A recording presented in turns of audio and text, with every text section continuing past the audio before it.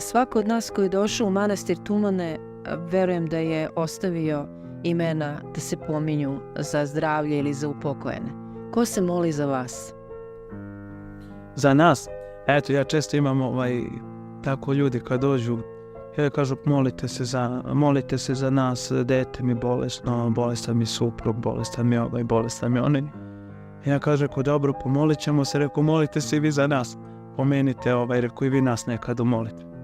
Nekako mislim da nemamo taj osjećaj, mislim bar kod mene nekako sad, da se pitam ko se za nas moli, jer verujem da će Gospod kroz tu žrtvu našu koju smo dali njemu, svoje živote, svoju mladost, sve što smo imali u službi Bogu i ljudima, da će Gospod to nagraditi i da nas Gospod u stvari, da nam sve to uračunava u dobra dela i da nas to drži, da nas to nekako nosi dalje.